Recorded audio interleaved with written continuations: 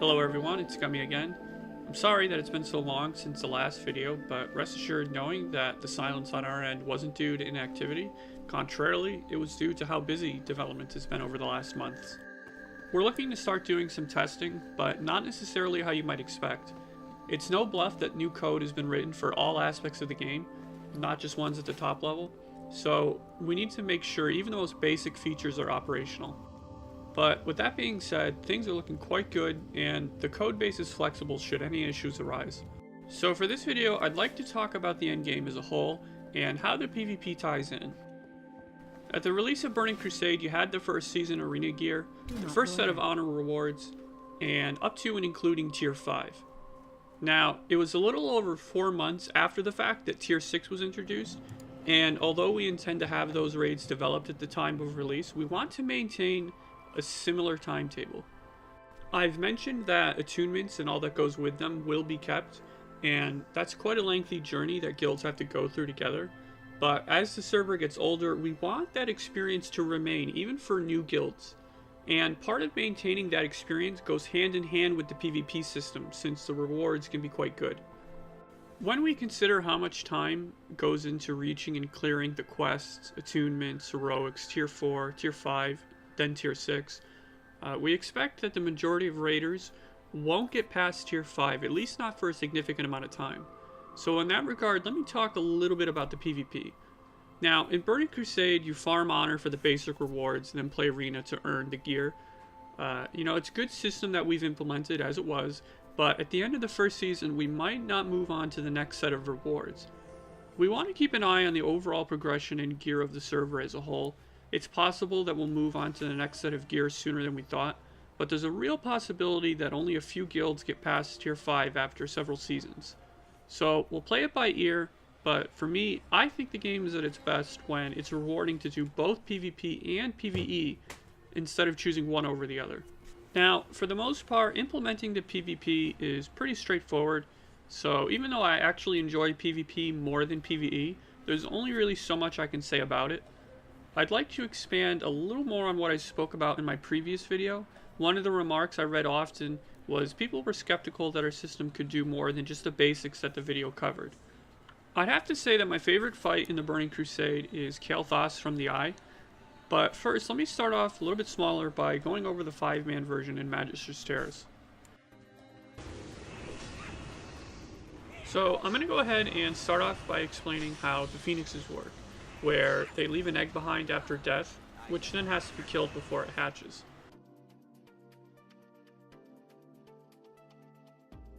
Right now I have the death event selected, but you don't actually kill the Phoenixes in this fight, they solely kill themselves with their AoE. Now this here is a passive spell they put on themselves, which periodically triggers the AoE damage, but this spell doesn't actually deal any self-damage like the Warlock's Immolation would. So what I've done is set up another event where when this triggered spell is casted, I instruct the creature to inflict 5% of its health as damage at itself. Now, as for the egg, it's quite simple. We don't ever allow it to enter combat, that way we have a consistent timer that starts from when it spawns. I'll just go ahead and make a slight tweak here, make it look a little better. And I may as well clean this up here. This doesn't really do anything since it's not repeatable. Then, when that timer expires, it dies and summons another Phoenix.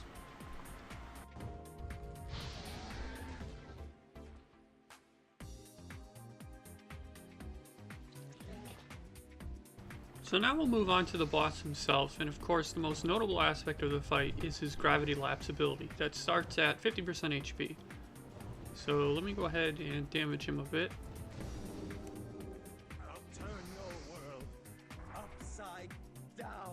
And I'll just go ahead and let these little balls follow me around and tab back into the editor.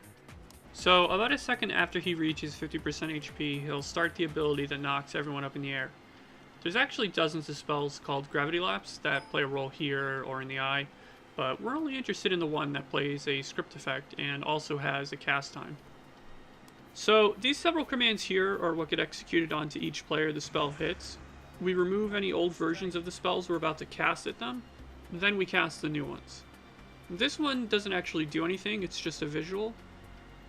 The real bread and butter is the spell that knocks you up in the air, and then the follow-up debuff that lets you fly.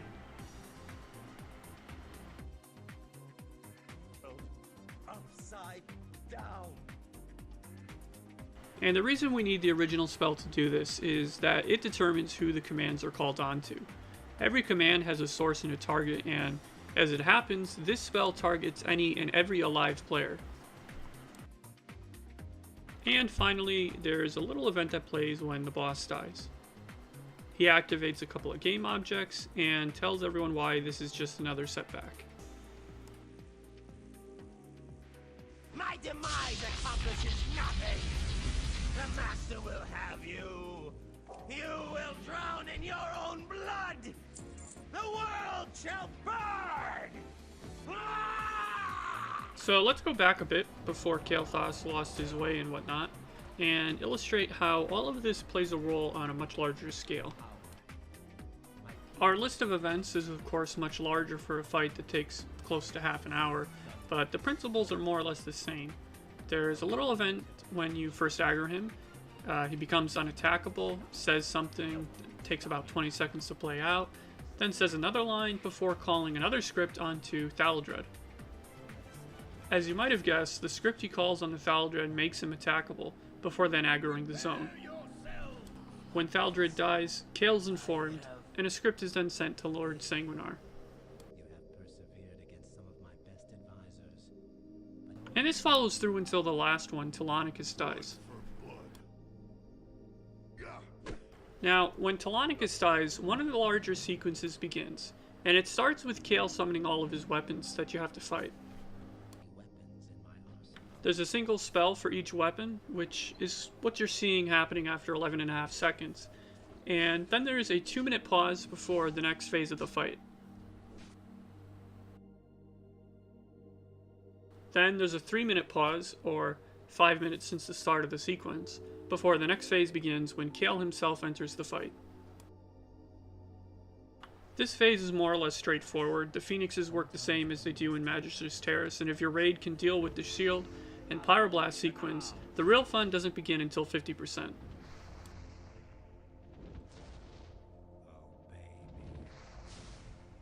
Now, when that event triggers, a very elaborate sequence begins.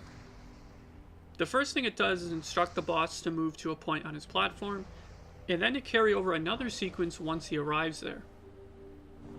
And this is the meat of the event that plays.